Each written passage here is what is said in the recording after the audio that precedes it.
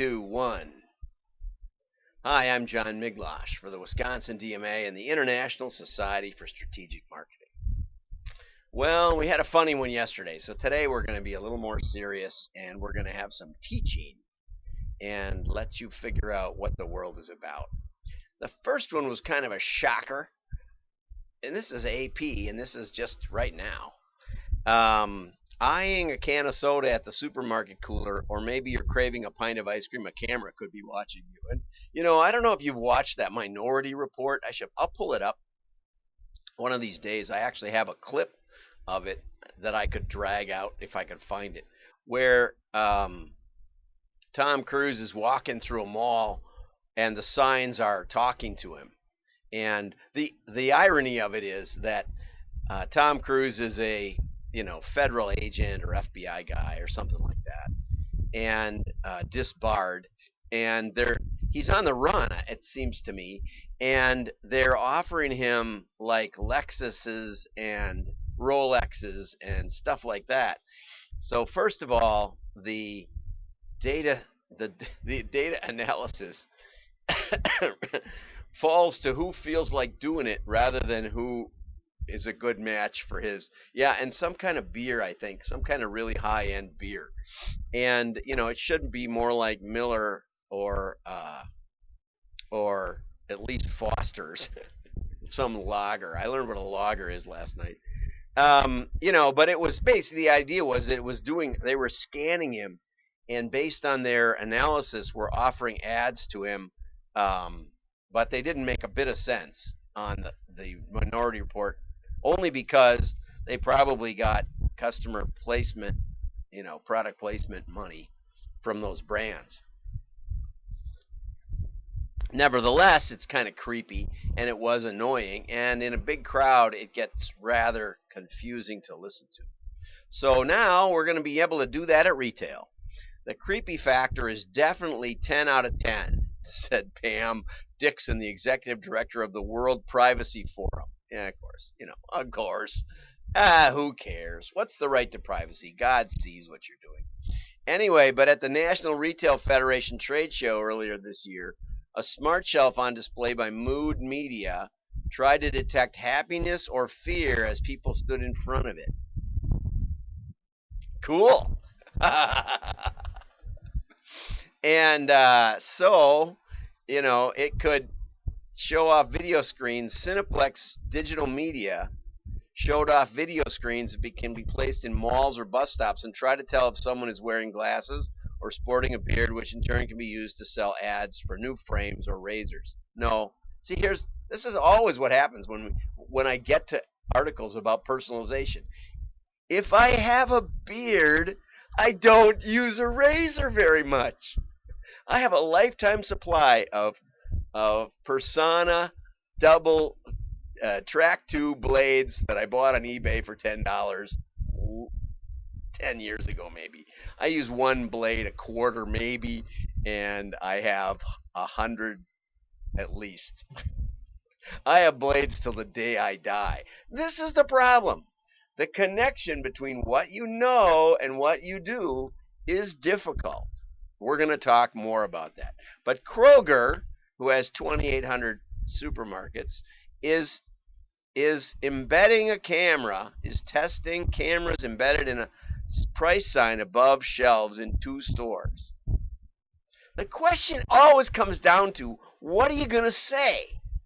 Now that you know I'm a man or a woman, now that you know that I'm an old man with a beard, what are you going to offer me, Ben Gay? Well, I used Ben Gay a lot more when I was in my 40s and still playing softball. Now I get out of bed, groan a little, and get on my motorcycle. And I don't do things that need Ben Gay. Mostly. Okay? And that's the thing.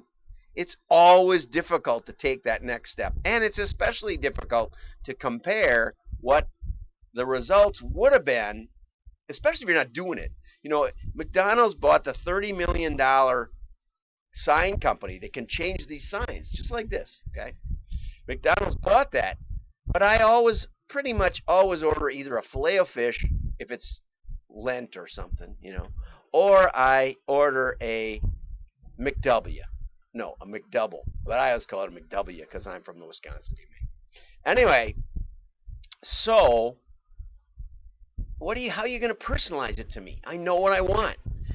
You're better off asking, would you like an ice cream? Or would you like some fries with that, depending on the time of day or something. I love McDonald's ice cream. I don't really like the French fries. But anyway, that's the challenge. So we're going to have cameras looking at us, and good luck with that. So let's move on. Okay, one-to-one marketing 20 years later. Okay, and David Brock points out that it was February 1999 when the article came out, Don Peppers and Martha Rogers. The problem I always had with Don and Martha were that they weren't real direct marketers. They were sort of agency people that latched onto and coined this clever term. But we were doing personalization in the 80s. I actually got the Postal Service to allow me to make a special number 10 that could use a full-size business letter with the address on it, with the letter this way and the flap this way. I went to Western States and invented that envelope for the personalization. And we were using chain printers back in the 80s. So we'd been doing it 20 years before Martha and Don got going on it. And I really never thought they understood it. But they asked, do you identify customers? I remember going to Gurney Seed and Nursery, and they had all their shipping documents in boxes. And they didn't know who had bought twice or bought 3 times. So this is great. Yes, identify customers and figure out who's bought once, twice, 3 times. When was the last time they bought? Maybe what did they buy? That's what we've been doing since the 90s, okay, with computers. And there's a lot you can do with it, but it's not super powerful. With Musician's Friend, we came up with all sorts of versions of catalogs, a drum catalog, a guitar catalog, and 8 other versions. And you know what? The drummers would buy guitars and the guitar players would buy drums. It never quite worked the way we expected. You know why? Here's a clue. Here's the bottom line. Stop, listen. People are complicated. I can't predict what I'm going to do. If you stopped me outside of Walmart and said, what's your list of items? We write them down. And now you catch me coming out and look in my cart. What are the odds that I got that list, no more, no less? It's none. 0. Unless I'm looking for one particular thing. But even then, I get tricked and into impulse buys, or I get disappointed that they're out of stock. For like years, they didn't have any good bulk 22 caliber long rifle. Now they do. Okay, people are buying less bullets these days, It just turns out that way. Okay, so Dave Brock, who seems like a good guy, he's got a consulting firm out in L.A. I sent him a connect notice. I thought for sure he built some CRM monster machine. Identify the customers. Yes, there's a lot less one size fits all versus 20 years ago. But then he goes on to kind of push the envelope and say, well, maybe we should look at what it could look like. Are you treating customers as tiers in loyalty programs, or are you talking to them one at a time? Have you connected conversations with them one at a time? It's safe to say we're not there yet, no. And one-to-one sounds simple. It never sounded simple to me. It sounded dumb to me, because I don't know what I'm going to do next, and you don't know what I'm going to do next. Just try predicting what your wife wants. Mother's Day's coming up, and I go, oh no, what am I going to do? But all you have to do is ask. She says, but if you really loved me, you'd know. I don't know. I don't know what my wife's going to want next. I don't know what I'm going to want next. I'm still thinking about Father's Day. I got myself some barbecue mitts. Okay? So, heaven help us. We'd love to experience an efficient and empathetic touch during every interaction, regardless of whether delivered by digital, human, or human operated. No, I wouldn't. That's the dumbest thing I've ever heard. And over here we get Ben Davis. Great article. I wish I could cover it in more depth. He says, the idea that one day the data and algorithms behind every personalized message we see will be unerringly accurate is poppycock. Absolutamente. Let's get a pencil on this one. Absolutely. This is just crazy. Okay, the idea that an accurately personalized experience is always an amazing one is poppycock. Absolutely. A lot of times personalization is dumber. You might find the customer's idea of personalization is more akin to excellent customer service rather than a post-purchase email offering a similar looking jumper. Or, as I got one from Bluecore, they said I must have looked at this, but I didn't within a year, I'm sure. I ordered some beautiful whiskey glasses and got an offer for a bug vacuum a few days later. I'd rather get a 20% off coupon for my next order. To be honest, okay. And the danger, as Ben Davis points out, is you're reducing the offer. What we found when we started doing personalized offers, you may in the mail back in the 80s, you may want, if you bought this, you may want that. What we found out was that the cost was higher than sending them a second catalog, but the effectiveness was lower. Okay?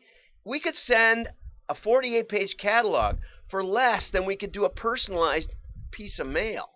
And it offered them hundreds of items that they might like something.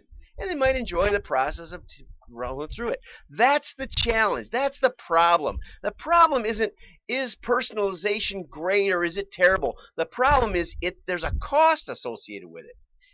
And if you think the way you reduce the cost is by automating it all and getting robots to sound human, even if you get them to sound perfectly human, they're not going to know what I want.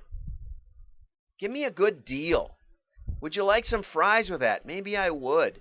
Give me something. I'd rather have a general good offer than a personalized bad offer. And that's usually what we're comparing. You got to have some decent A/B splits, and I don't think Peppers and Rogers ever understood that. I don't think they ever understood direct marketing.